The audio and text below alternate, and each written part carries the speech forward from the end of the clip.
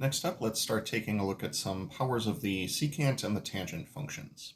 For our preliminary example here, I'd like to take the indefinite integral of secant to the fourth of t times tangent to the fifth of t dt. Now, according to a previous video, we said that we should be looking for either an even power for the secant or an odd power for the tangent. This one happens to have both. So, like one of the previous videos in this playlist, we're going to try this out two different ways. So first, let's go with the power of secant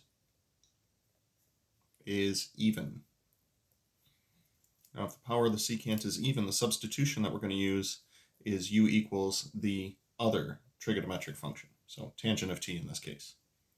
This takes us to the fact that du is going to be equal to the derivative of this, which would be the secant squared of t dt. Now, similar to what we saw with the powers of the sine and the cosine, what this means is we're going to set aside two factors of the secant and combine them over here with the dt. So we'll take our secant to the fourth and split it up into the secant squared of t times the secant squared of t. That way, these two can come together to become part of our du. The leftover secant squared of t that we have can be put in terms of the tangent by using a Pythagorean identity.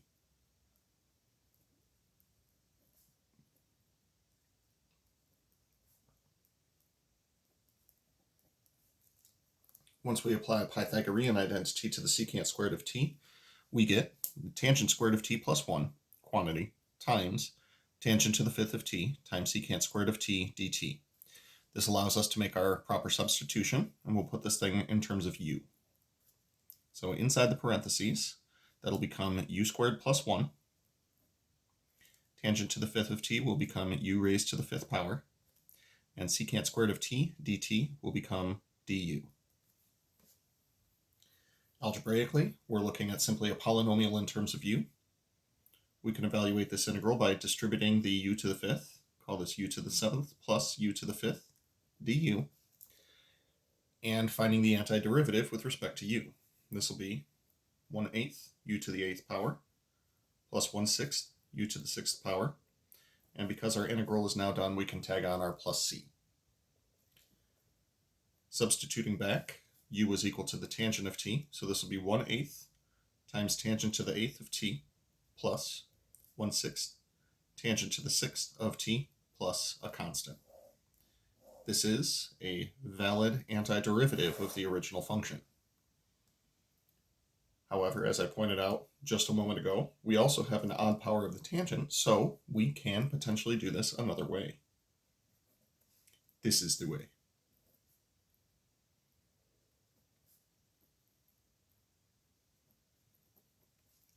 So, noting that the power of the tangent, he's dead, Jim. Boy, it's a good thing I have a lot of pens. So the power of the tangent is odd, so we'll let u be equal to the other function. So u is equal to the secant of t, which would lend itself to du is going to be equal to the secant of t times the tangent of t dt. As we've done previously, what that means is we're going to set aside one factor of the secant of t and one factor of the tangent of t from the original powers that we have over here. So borrowing one secant, that'll take us down to secant cubed of t. Borrowing one tangent, that'll take us to tangent to the fourth of t. And then taking those two that we just borrowed and putting them at the end of the integrand, that'll allow us to make a substitution on secant of t times tangent of t dt. That will become du. Now this also leaves us with a fourth power for our tangent. Now because we're left with an even power there, we are going to express this as the tangent squared of t squared times the secant of t times the tangent of t dt. This allows us to apply a Pythagorean identity to the tangent squared of t. Tangent squared of t, in terms of a Pythagorean identity, will be the secant squared of t minus 1. That will in turn be squared. Once in this form, I believe we are ready to make a substitution. So starting with our secant cubed of t, that'll become u cubed. Secant squared of t minus 1, quantity squared, that will become u squared minus 1, quantity squared. And secant of t times tangent of t times dt will become simply du. With those things in mind, this will be a polynomial in terms of u, so let's expand it as such. We'll start by expanding the u squared minus 1, quantity squared. That'll be u to the 4th minus 2u squared plus 1 du. Then we can distribute the u cubed through. That'll be u to the 7th minus 2u to the 5th plus u cubed du. Integrating each of these terms according to the power rule will be 1/8 u to the 8th minus 2 times u to the 5th will become 1/6 u to the 6th, and plus u cubed will become plus 1/4 u to the 4th plus c. To finish this one off, we're going to simplify algebraically the minus 2 times 1/6, and we're going to substitute back.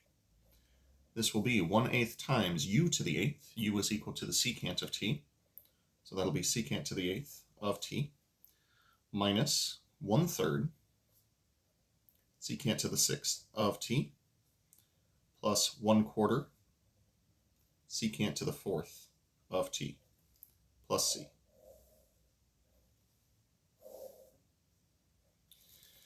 That is also an equally valid answer for the antiderivative of this function. Now, of course, you can verify this by differentiating either of the functions that we got with respect to t, and see that we do, in fact, get a valid result through the use of a lot of chain rule and Pythagorean identities.